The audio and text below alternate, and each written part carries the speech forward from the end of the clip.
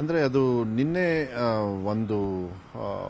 ಒಂದು ಮಗು ಒಂದು ಕೇಸ್ ಹಾಕಿರೋದನ್ನ ಒಂದು ನಿನ್ನೆ ಇಲ್ಲ ಈ ಸತಿಗೆ ಹಾಗೆ ಮಾಡಿ ಅಂತ 2025-26 ನೋಟಿಫಿಕೇಶನ್ ಇದೆ ಹಂಗೆ ಮಾಡಿ ಅಂತ ಹೇಳಿ ಇದ್ರ ಮೇಲೆ ಹೋಗಿದ್ರು. ಅದಕ್ಕೆ ರಿವ್ಯೂ ಪಿಟಿಷನ್ನು ನಮ್ಮ AG ಅವರು ಹಾಕಿದ್ದಾರೆ. ಬಟ್ ಇದಕ್ಕಿಂತ ಮುಂಚೆ ಹಾಕಿರೋದ್ರಲ್ಲಿ ಅವರು ಜನರಲ್ ಆಗಿ ಹೋಗಿದ್ರು.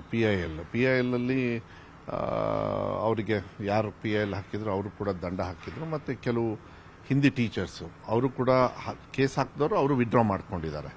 ಸೊ ನಾನು AG ಅವ್ರಿಗೆ ಹೇಳಿದಾಗ ಇಲ್ಲ ರಿವ್ಯೂ ಪಿಟಿಷನಿಗೆ ಹೋಗೋಣ, ನಾವು ರಿವ್ಯೂ ಪಿಟಿಷನ್ ನೋಡಿಕೊಂಡು ವಿಲ್ ಫೈಟ್ ದ ಕೇಸ್ ಅಂತ ಹೇಳಿದ್ದಾರೆ. ಸೊ ಏನಾಗುತ್ತೆ ನೋಡಬೇಕಾಗ್ತದೆ. ನಾನು ಮಾನ್ಯ ಮುಖ್ಯಮಂತ್ರಿಗಳಿಗೆ ಕೂಡ ಇದನ್ನು ಅಪ್ಡೇಟ್ ಮಾಡ್ತೀನಿ, ಯಾಕೆಂದರೆ ಅವರಿಗೆ ಹೇಳಬೇಕಾಗ್ತದೆ. ಸೊ ಐ ಥಿಂಕ್ ಮಂಗಳವಾರ ಈ ಸಾಯಂಕಾಲ ಬೆಳಗ್ಗೆನೋ ಸಾಯಂಕಾಲನೂ ಕೇಸ್ ಬರ್ಬೋದು.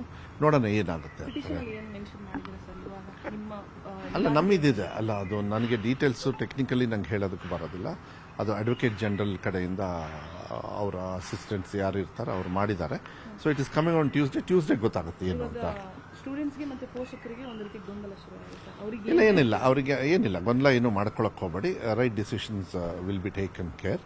ಅದನ್ನ ಮಾನ್ಯ ಮುಖ್ಯಮಂತ್ರಿಗಳು ಕೂಡ ಅದು ಯಾವ ರೀತಿ ಏನು ಮಾಡಬೇಕು ಅಂತೇಳಿ ಮುಖ್ಯಮಂತ್ರಿಗಳ ಜೊತೆಗೆ ಮಾತಾಡಿಕೊಂಡು ತೀರ್ಮಾನ ಬೇಗ ತಗೊಳ್ತೀವಿ. ಆ ಥರ ಡಿಲೇ ಮಾಡೋದು ಮತ್ತು ರಿಸಲ್ಟ್ನ ಡಿಲೇ ಮಾಡೋದು ಅದೆಲ್ಲ ಆಗೋದಿಲ್ಲ. ಅದು ಏನೇ ಇದ್ರೂ ಕೂಡ ಒಂದು ಕಡೆಗೆ ಕೋರ್ಟು ಏನು ಹೇಳುತ್ತೆ ಅದನ್ನು ನೋಡಬೇಕಾಗತ್ತೆ.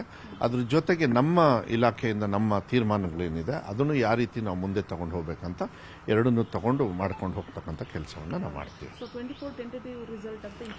ಅಲ್ಲ ಅದು 1 or 2 ಡೇಸ್ ಹೆಚ್ಚು ಕಮ್ಮಿ ಆಗ್ಬೋದು. ಈಗ ಲಾಸ್ಟ್ ಟೈಮ್ PUC ಹೆಂಗೆ 1 or 2 ಡೇಸ್ ಇತ್ತು ಅದೇ ರೀತಿ ಆಗ್ಬೋದು. ಬಟ್ ಹಂಗೆ ಎಳೆಯೋದಿಲ್ಲ, ಎಳೆದು ಇದು ಮಾಡೋದು ಏನೋ ಒಂದು ಡೆಡ್ ಲಾಕ್ ಆಗಿಬಿಡುತ್ತೆ, ಆ ಥರ ಯಾವುದೇ ಕಾರಣಕ್ಕೂ ಆಗೋದಿಲ್ಲ. ಬಟ್ ರಿಸಲ್ಟು ಮಕ್ಕಳು ಚೆನ್ನಾಗಿ ಮಾಡ್ತಾರೆ ಅನ್ನೋದು ವಿಶ್ವಾಸ ನಮಗಿದೆ.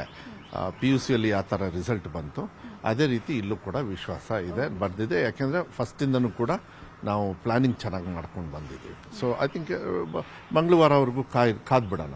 ಯಾಕೆಂದರೆ ಸರ್ಕಾರ ಒಂದ್ಸತಿ ನಿರ್ಧಾರ ತಗೊಂಡಾಗ ಈ ಥರದ್ದು ಒಂದು ಮತ್ತು ಡಬಲ್ ಬೆಂಚಲ್ಲಿ ಚೀಫ್ ಜಸ್ಟಿಸ್ ಅವರ ಒಂದು ಬೆಂಚಲ್ಲಿ ನಮಗೇನು ತೊಂದರೆ ಆಗಲಿಲ್ಲ. ಬಟ್ ಇಲ್ಲಿ ನಮ್ಮ ಇಲಾಖೆ ನಿರ್ಧಾರದ ಮೇಲೆ ವಿರುದ್ಧ ಹೋಗಿರೋದ್ರಿಂದ ಸೊ ಕೋರ್ಟ್ ಅಂತ ಹೇಳಿದಾಗ ಅದನ್ನು ನಾವು ಫೈಟ್ ಮಾಡ್ತಕ್ಕಂಥ ನನ್ನ ಜವಾಬ್ದಾರಿ, ಅದನ್ನು ಮಾಡ್ತೀವಿ. ಈ ಮಧ್ಯೆ ಈಗ ಗ್ರೇಸ್ ಮಾರ್ಕ್ಸ್ ಕೊಡಿ ಅಂತ ಕ್ಯಾಂಪ್ಸ್ ಅವರೊಂದು ಮನವಿ ಪತ್ರ ಹಾಕಿದ್ದಾರೆ. ಯಾರು? ಕ್ಯಾಂಪ್ಸ್ ಶಶಿಕುಮಾರ್ ಕುಮಾರ್ ಗ್ರೇಸ್ ಕೊಡಿ ಅಂತ. ಅವ್ರಿಗೆ ಮೋಸ್ಟ್ಲಿ ತಲೆ ಇಲ್ಲ ಅವರಿಗೆ, ಅಷ್ಟೇ, ಇನ್ನೇನು ಹೇಳಕ್ಕಾಗಲ್ಲ.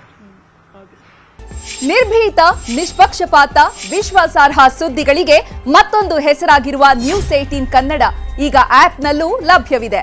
ದಯವಿಟ್ಟು ಇಲ್ಲಿರುವ QR ಕೋಡ್ ಅನ್ನು ಸ್ಕ್ಯಾನ್ ಮಾಡಿಕೊಂಡು ಆಪ್ ಡೌನ್ಲೋಡ್ ಮಾಡೋದಕ್ಕೆ ಮರಿಬೇಡಿ. ನಿಮ್ಮ ಬೆಂಬಲ ಹೀಗೆ ಸದಾ ನಮ್ಮೊಂದಿಗಿರಲಿ. ಧನ್ಯವಾದ.